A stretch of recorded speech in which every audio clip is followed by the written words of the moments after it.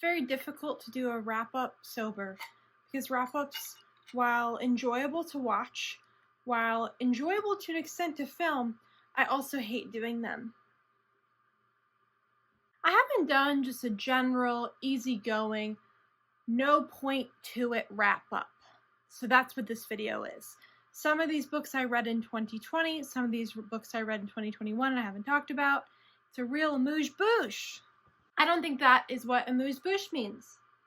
I want to start with a book that literally made people's favorite books of 2020 lists, and this book hasn't even come out yet in 2021, and that is One Last Stop by Casey McQuiston. I read an arc of this book through NetGalley. Basically, the publisher gave it to me because I liked Red, White, and Royal Blue, and I had an arc of that, and that was the reasoning behind me getting it. This book is a queer sapphic romance with timey-wiminess thrown in. It's about a girl named August who comes to New York City to kind of escape her life, and when she's there, she's on the train and meets this really cool mysterious girl named Jane, and they end up falling in love, and there's a lot of other things that occur, a lot of Kate and Leopold action, if you know that film. I read this book with my dear friend Joss as a buddy read, and it was so lovely and such a good time, and I'm really thankful for her, and it's her birthday today, the day that I'm filming this, so yay Joss. Going into this, I was really excited because I loved Red, White, and Royal Blue. I thought that book was just completely charming and so sweet. And overall, I do think this book is very good, and I think this book will work for people, and I think it already has worked for people in a really lovely and wonderful way. I just didn't love it as much as I thought I was going to love it, and part of that is because I don't like time travel things very much. Like, I like them in concentrated ways, if it's like a minor plot, or, you know, like with the Avengers where they're going back in time to fix something, or even like Doctor Who, but I don't enjoy like time travel romance plots very much. So I was already like not going to be into that element of this. Another part of this that I didn't love was the pacing. The first 60% of this book really, in my opinion, drags. It's pretty slow. And then the last part of this book, I think, makes up for it by being very exciting. The other point, this isn't a spoiler. I don't think it's a spoiler. It's more of something that I came into it being like, I don't love this element. There's a lot of public spicy scenes. A few spicy scenes that occur in a public situation. And I think that's a little bit of a consent issue if there's lots of people around, like, and you're all trapped together. It just makes me uncomfortable. Overall, I do think that this book is really sweet and fun, and by the end it made me cry, and I think Casey McQuiston is just a complete talent, and I overall really enjoyed it. And quick little reviews. I read Heartstopper at the end of 2020 by Alice Osman. This is a queer, specifically two boys falling in love at school. One is sort of a jock, one is kind of nerdy. I thought it was charming. That's really all I have to say. I think this book is really sweet, and I think, especially if I was younger, I would have really loved it and found it adorable, but all I kept thinking is, boys are so young. They're like babies. Like, I think the main character is like 14. They're so young. That's wild. And then I kept thinking about like when I was 14 and how I thought I was old, but in reality I was a baby, and how time works. And then I went into an existential sort of dread headspace. I also read at the end of 2020 The AI Who Loved Me by Alyssa Cole. This was like an Audible original. I don't think it ever maybe became an actual book. It's a science fiction, romance, action little novella. I enjoyed it. It was super weird in the best way. It was funny. It was smart. It felt very Epcot Center, but sexy. The thing I read was Book Love by Debbie Tung. This is a very short collection of comics, sort of like internet comics about being a reader. This is very cute. I think this makes a really good gift. I personally just picked it up on a whim, like at a bookstore, and I enjoyed it, but it's that kind of relatable humor that isn't very specific, but it's also very specific. It's sweet. It doesn't do a lot, but it's cute. It's a cute little book, and it's not supposed to do a lot. I read both The Gilded Wolves and The Silvered Serpents by Roshni Chachki. I don't pick up YA very often, and I don't pick up fantasy very often. The only times I will pick up fantasy relatively regularly is if I'm reading middle grade. I think middle grade is something that I'm always going to love reading. YA is something that's very hit or miss for me, but I was interested in this, so I wanted to read it. I really love The Gilded Wolves. I love the heist narrative. I really love these characters, and I love the setting.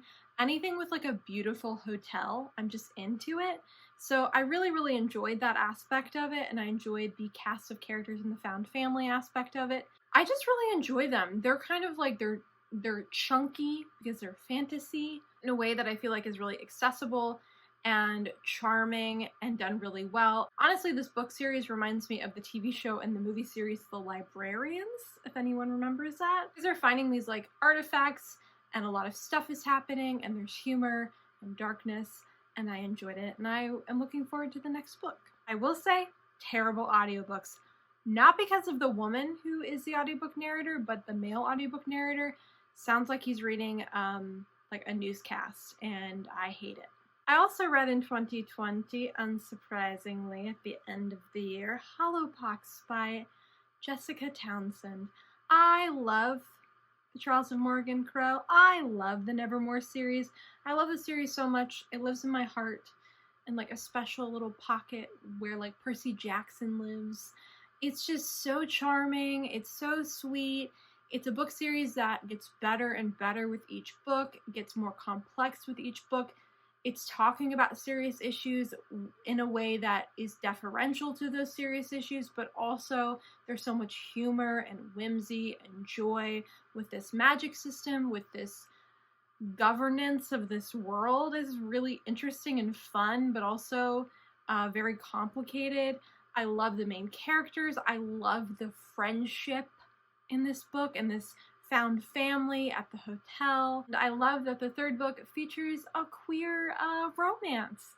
It's a very minor part of the book, but it's there and it's so sweet and lovely, and I love these books. I love them. I love how gay they are, and I love how cute they are, and I love how sweet they are, and I love how they're so good for both kids and adults, and I love them. And I'm so excited for the next book, which probably will come out in like 2025.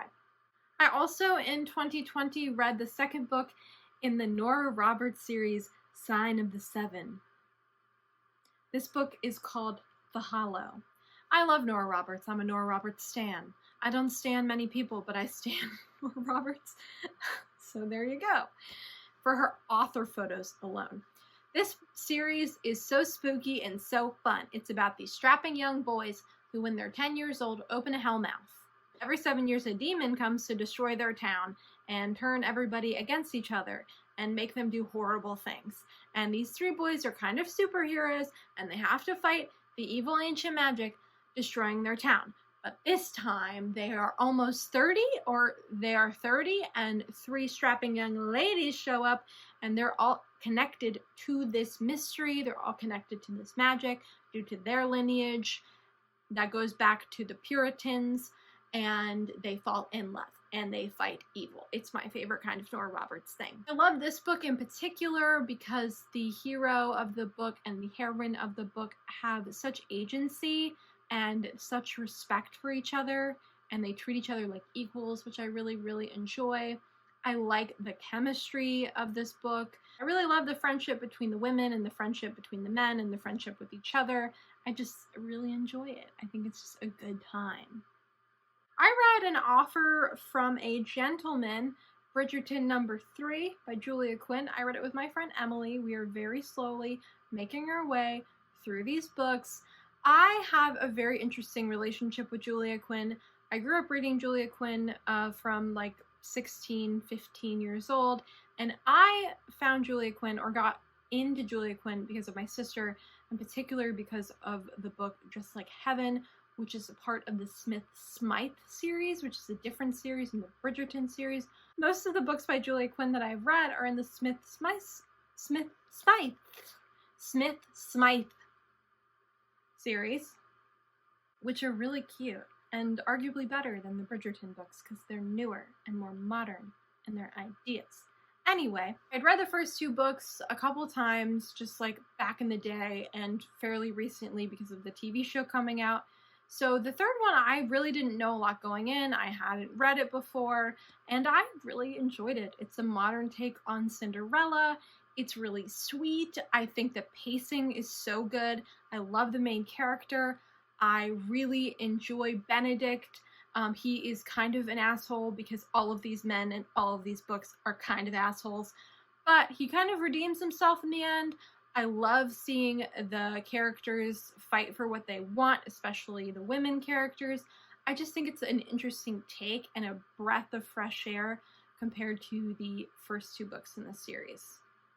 Also, I think Bridgerton deserves criticism. I think it is old, I think it's outdated, and I think there's a lot of parts of it that don't work, especially with the first book and the first season of the TV show. But I'm really over, like, non-booktubers who make videos like, I read the Bridgerton books and I'm in pain. Read the Bridgerton books and they read, like, bad fan fiction. And then all the comments are like, oh my god, go off, or whatever. This is the thing, okay? This is the thing. It is fine to criticize romance.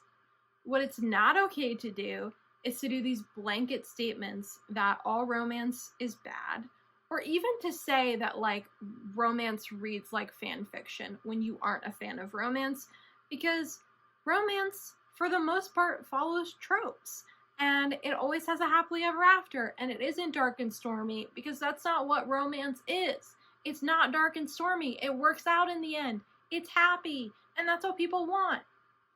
Somebody who doesn't even read romance, but reads a romance book and has valuable criticism to give without disparaging all romance or without being just flat out, like, rude, is very different than someone who's just doing it because it's, like, the hot new thing to do. Rant over. Next, I read First Comes Like by Alicia Rye. I read this as an ARC. It has since come out. It came out a couple weeks ago. This is part of the Modern Love series. I think this is the last book, but don't quote me on that. This follows our main character, Gia. She's like an OG beauty YouTuber, and she lives with the 2 main characters from the last 2 books, and she ends up getting catfish and then falls in love with the man that her catfisher was impersonating, who is a famous Bollywood actor.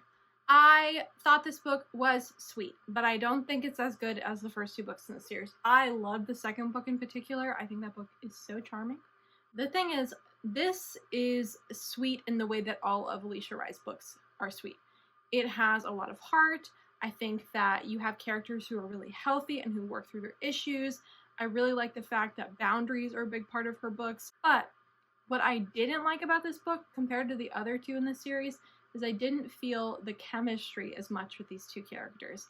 They are so buttoned up, these characters, and so, like, together that you don't really feel the chemistry, the passion for each other, and I wanted more of that. I think you can have buttoned up characters who are yearning and pining in a more visceral way.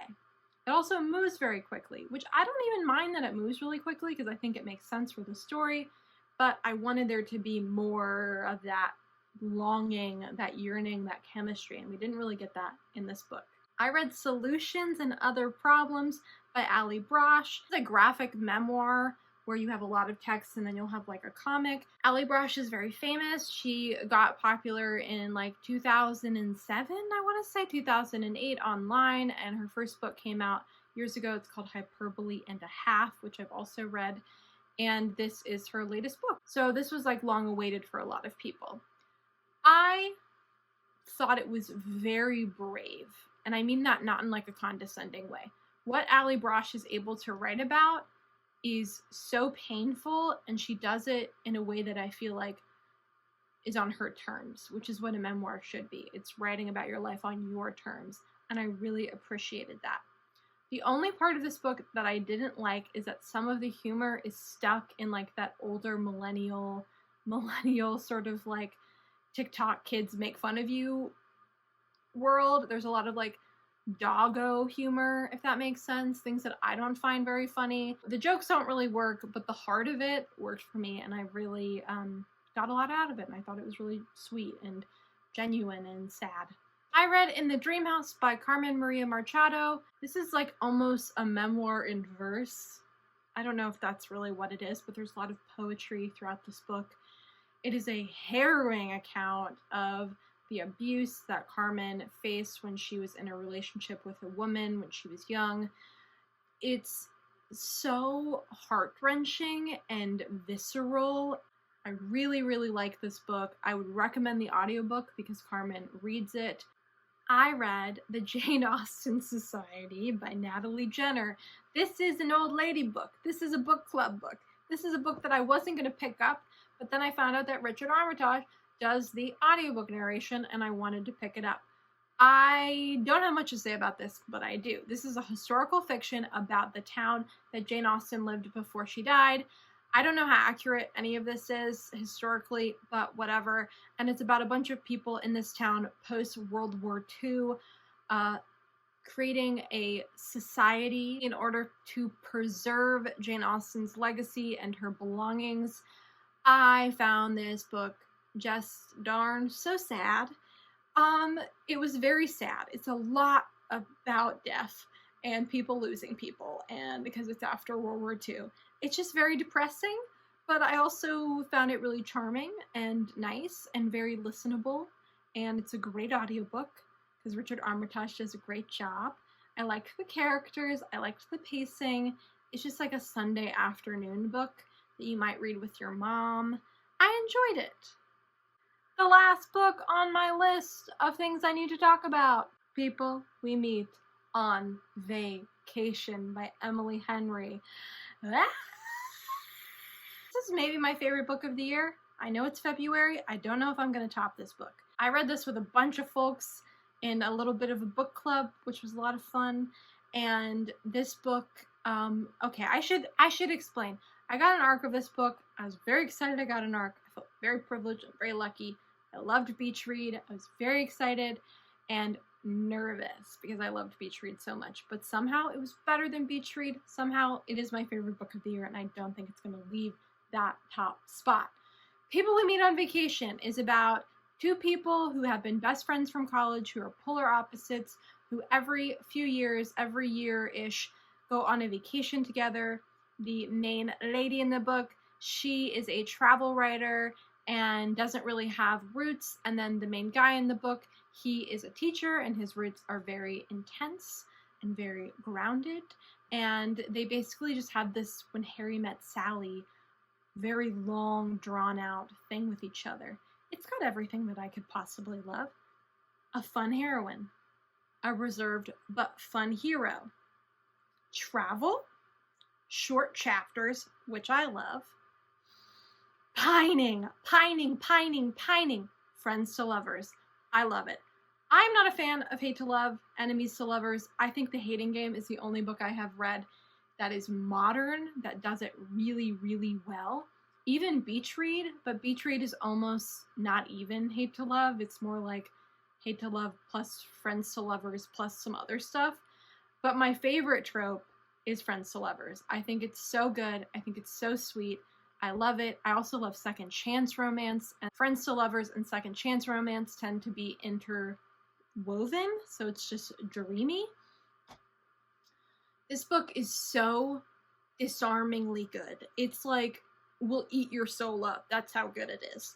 And I adored it, and I loved it, and it will burrow into your psyche, and I am going to buy a bunch of copies when it comes out, I think on May 11th. I am 25 years old, and squealing while reading a book is not something that I do very often. But this book did it for me. It made me squeal with delight and happiness. I loved it. So, that is my wrap-up, my general wrap-up. Let me know your thoughts if you've read any of these books. I would love to know them. And have a lovely day.